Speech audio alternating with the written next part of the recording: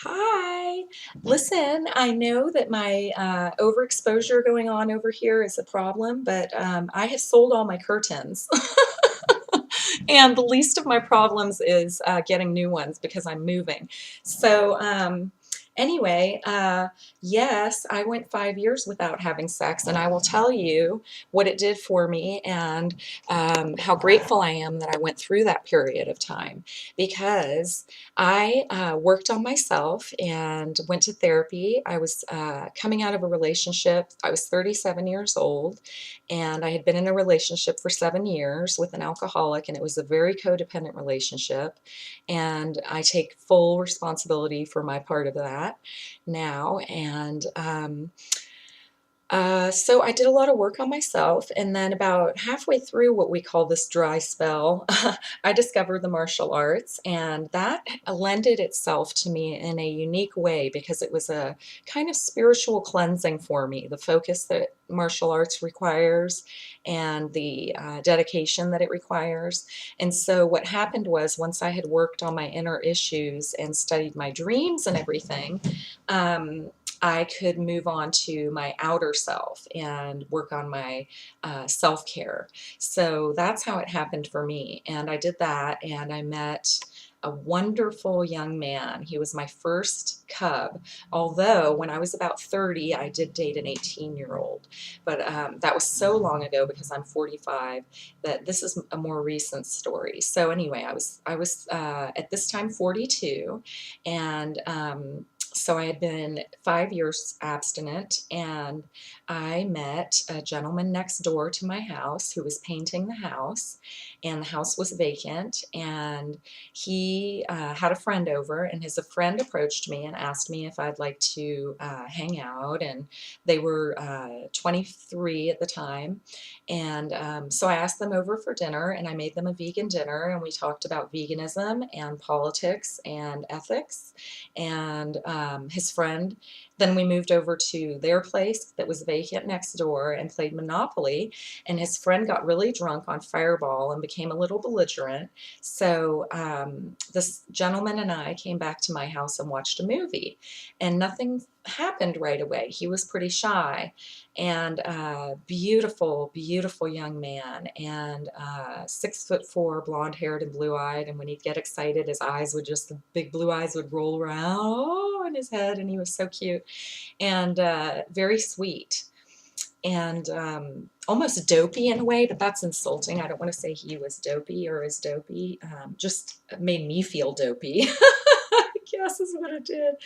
So anyway, he was really gentle and sweet to be with, and we experimented a little bit, but not in any way that made me uncomfortable. So it was a way to ease me back into my sexuality without me feeling at all pushed into it or doing anything that I didn't want to do. So that ended my dry spell, and it was a cub. It was like I said, I had seen an 18-year-old when I was 30. He was a waiter at a restaurant that I used to go to, and that was very short-lived because there was so much taboo around it. And his sister basically came to me and said that she didn't want him dating me, and his older sister.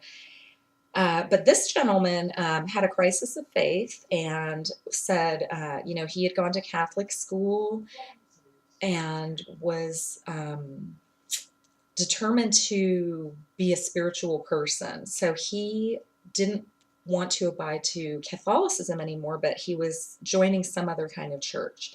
So he was becoming more religious, and he kept saying things like, my God doesn't want me to do this, and my God doesn't want me to do that. So, and then he said he met another girl that was more along his ideological lines.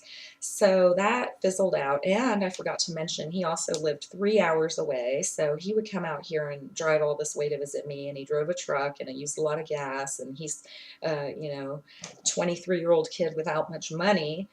Have to say though, he was a homeowner, and owned a very expensive, not a very expensive home, but definitely a home that would require a lot of him becoming a responsible person to take care of. And his father was in real estate and helped him with that. So he had a good head on his shoulders and was educated, and like I said, he was just very sweet with me, and I so appreciate meeting him. And I think he has my YouTube if he saved it all these years ago, but that was 3 years ago, so I don't think so. But after I met him, I got back into the dating scene and kind of hit the ground running and didn't really have a lot of anxieties about it. Um, and I also had a dating profile up that was very introverted and didn't get any messages. So once I met him, I changed my profile around and added more body shots and things like that, and I got started getting bites. So I highly recommend that you work on your issues in therapy if you have them, and like I did with depression, anxiety, coming out of a bad relationship of 7 years. So I had a lot to work on, and I will say, you know, you can't give someone your best until you've made the best of yourself.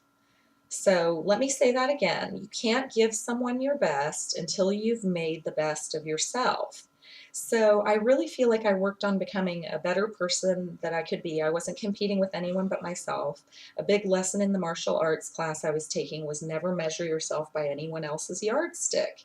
So if you've never had sex, or if you've had a long dry spell, or you just don't want to have sex, give yourself the time to heal and work on your issues. And the physical part, you know, the sexuality is so difficult for a lot of us because it's so physical. So, excuse me. So once you become self-care in the physical arena, naturally, I think your sexuality will develop.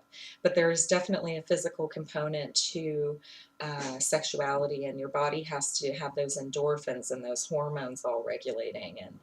And so exercise is real important, but you can't get to that until you work on your inside. Well, if you're a sensitive person like I am, and I'm emotionally driven, so until I was emotionally right, I couldn't go forward with self-care and physical exercise and all that. It was really hard for me. So anyway, I just wanted to encourage people who haven't had sex in a long time or who have never had sex that there's plenty of room for you to make the best of yourself. And I know a lot of times we feel like we have so much to offer someone and all we have is really love. And a lot of people don't just want to be loved, they want to be passionate with someone. They want someone to have passions that they can feel passionate about, and say, you know, that's great that you do the martial arts, or that's great that you crochet, or that's great that you swim. All of those things are things that I enjoy doing and that other people appreciate that I do for myself.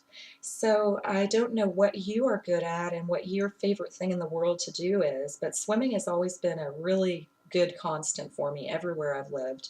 And maybe there's some thread that's common in your life that's woven its way all the way through. It could be anything from writing to reading to drawing to reading science books, studying chemistry, like my ex, who's doing a fabulous job studying his passion now, mathematics, astronomy, astrology. Whatever your passion is, make the best of that, and you will draw people to you because you'll be passionate.